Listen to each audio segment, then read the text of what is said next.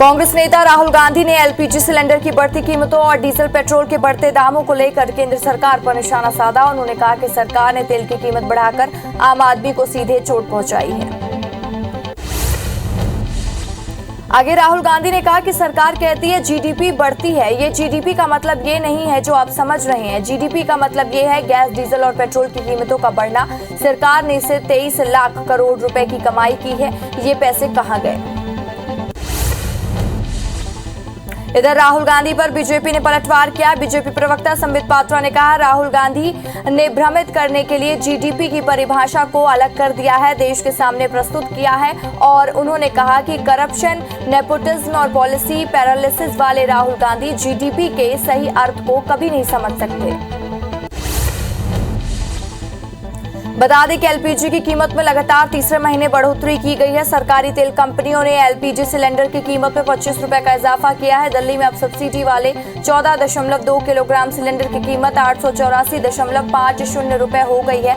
कलकत्ता में 911 रुपए, मुंबई में 884.50 रुपए और चेन्नई में 900.50 रुपए हो गई है।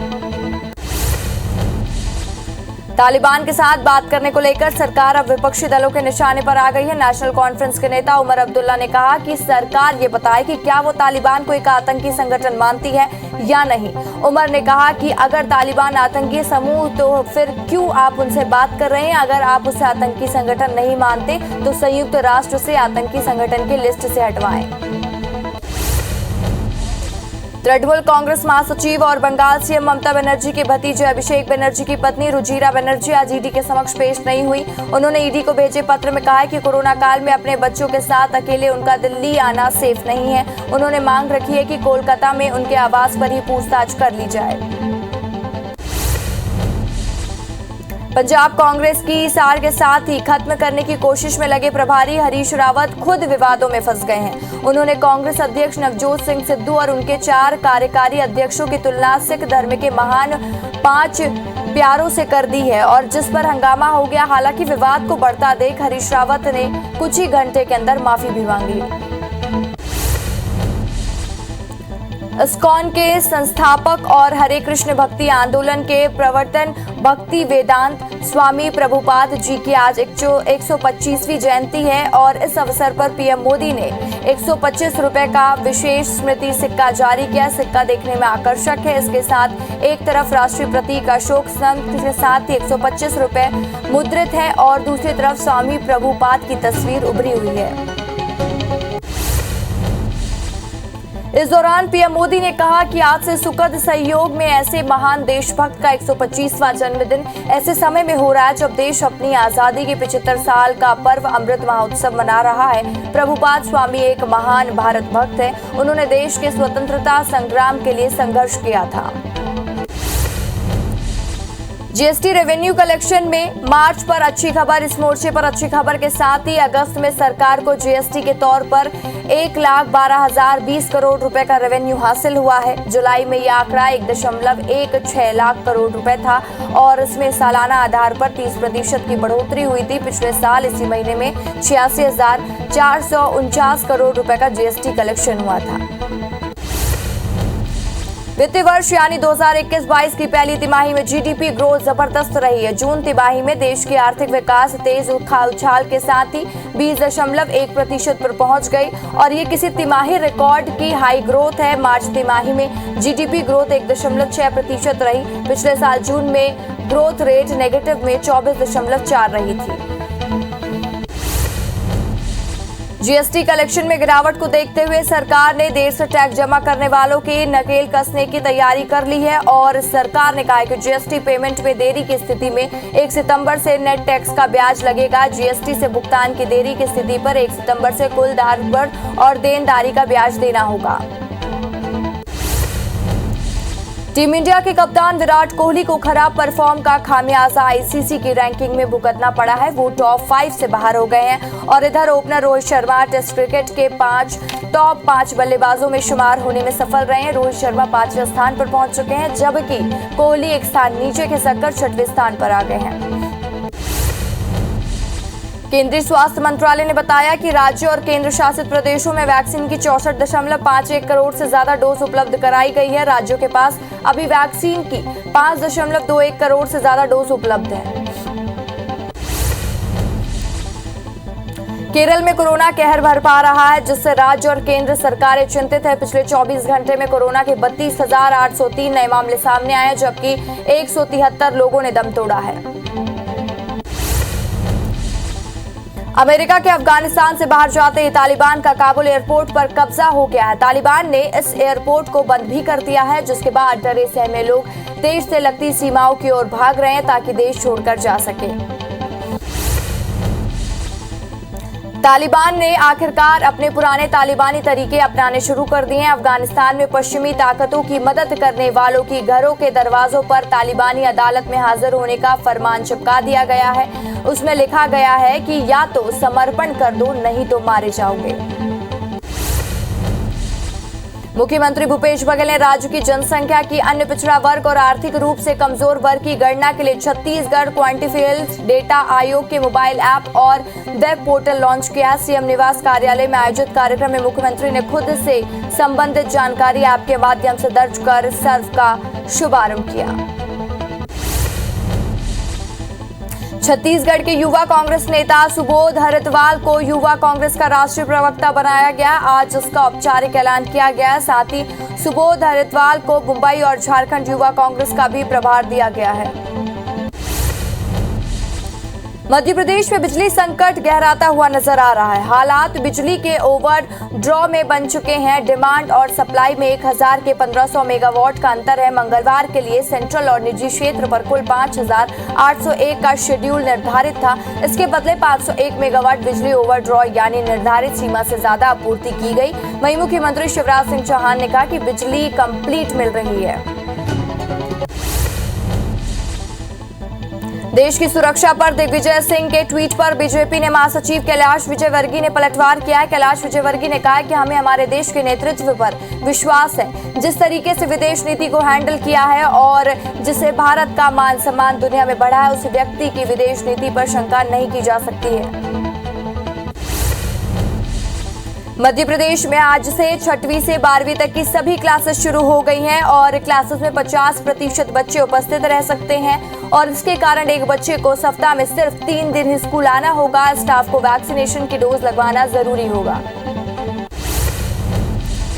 मॉब लिंचिंग की घटनाओं को लेकर जबलपुर में युवा कांग्रेस के कार्यकर्ताओं ने सरकार के खिलाफ प्रदर्शन किया और राज्य सरकार का पुतला भी फूंका। इस दौरान कार्यकर्ताओं और पुलिस के बीच जमकर झड़प हुई है। युवा कांग्रेस ने मॉब लिंचिंग की घटनाओं पर नकेल कसने की मांग की है। जांजगीर चांपा के अकलतरा महाविद्यालय पर प्रवेश में गड़बड़ी को लेकर भाजपा युवा मोर्चा ने महाविद्यालय का घेराव कर दिया और जमकर नारेबाजी की और कार्यकर्ताओं ने आरोप लगाया है कि सीट खाली होने के बाद छात्रों को प्रवेश नहीं दिया जा रहा, जिससे छात्र भड़क रहे हैं। कटनी में एबीवीपी के कार्यकर्ताओं ने एक किड्स केयर स्कूल के अंदर घुसकर प्रदर्शन किया, जिसकी सूचना मिलते ही पुलिस मौके पर पहुंची और उन्हें शांत कराने की कोशिश की। इस दौरान कार्यकर्ताओं और पुलिस के बीच में जुमा झटकी भी हो गई और कार्यकर्ताओं का आरोप था कि स्कूल प्रबंधन अभिभावकों से अवैध फीस वसूल रहा है और टीसी मांगने पर बदसलूकी की जा रही है। धमतरी शहर के सोरद वार्ड में शराब दुकान के विरोध में बसपा के नेतृत्व में वार्डवासी धरने पर बैठ गए हैं और शराबियों को गुलाब देकर शराब से होने वाले नुकसान के बारे में बताया। दरअसल नवागांव वार्ड स्थित शराब दुकान को सोरद वार्ड में शिफ्ट किया गया है, लेकिन वार्डवासी लगातार इसका विरोध कर रहे हैं। बिजली की समस्या को लेकर सेंड्रा के कांग्रेस विधायक घनश्याम सिंह ने मोर्चा खोल दिया है। विधायक ने सैकड़ों किसानों और कार्यकर्ताओं के साथ इंदरगढ़ तहसील कार्यालय पहुंचकर और साथ ही ज्ञापन सौंपा। उसके बाद धरने पर बैठ गए। विधायक का आरोप है कि किसानों को महज 3 से 4 घंटे की बिजली दी जा रही है। उन्होंने कहा है कि बाढ़ पीड़ितों को भी पूरी तरह से मदद मुहैया नहीं कराई जा रही है।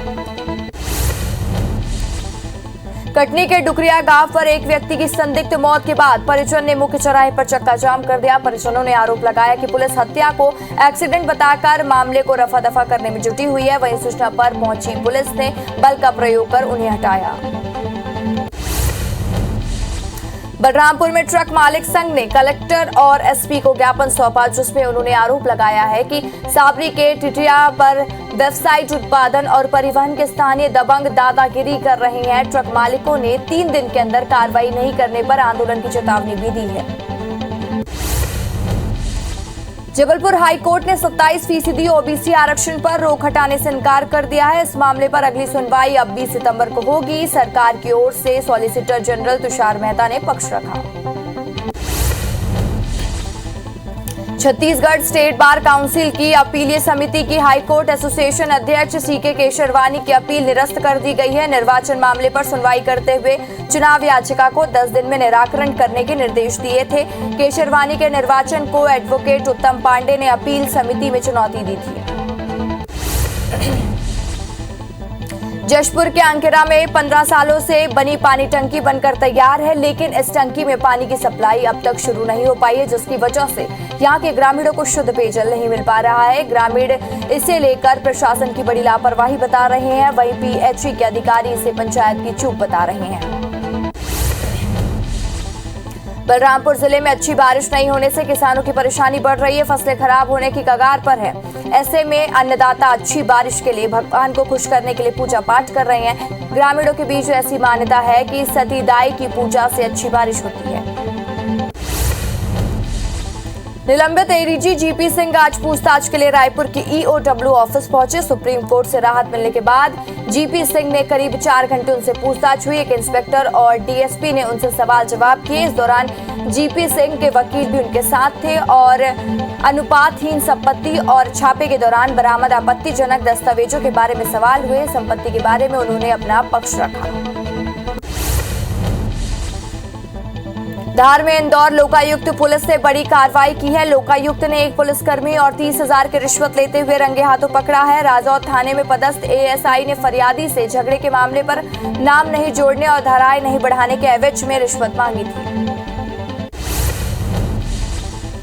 जबलपुर में लोकायुक्त पुलिस ने जिला पेंशन शाखा में छापेमारी कार्रवाई करते हुए सहायक पेंशन अधिकारी को 19,000 रुपए रिश्वत लेते हुए गिरफ्तार किया है। अधिकारी चैतन्य सराफ ने 38 शिक्षकों की सर्विस बुक 7वें वेतनमान के लिए अप्रूव करने के बदले पर 19,000 रुपए की रिश्वत मांगी थी। राजस्थान के नौगांव में सड़क हादसे में मृत लोगों के शव गांव पहुंचते ही परिजनों में चीख चीख पुकार कर वो रोने लगे और अंतिम संस्कार किया गया। इस दौरान गांव वालों की आंखें नम हो गई। बता दें कि 40 लोग रामदेवरा में दर्शन करने गए थे। इसमें से 18 लोगों से भरी तूफान जीप में ट्रेलर से टक्कर मार दी गई और जिससे 12 लोगों की मौत हो गई। जबलपुर के नहर में वाटर लेवल और सप्लाई देखने के लिए फील्ड पर निकले सब इंजीनियर बरगी नहर पर बह गए। काल के गाल में समा रहे कर्मचारियों ने ग्रामीण देवदूत बनकर आ गए और नहर में डूब रहे सुपरवाइजर और एसआई को ग्रामीणों ने बचा लिया। इस घटना का वीडियो सोशल मीडिया पर वायरल हो रहा है।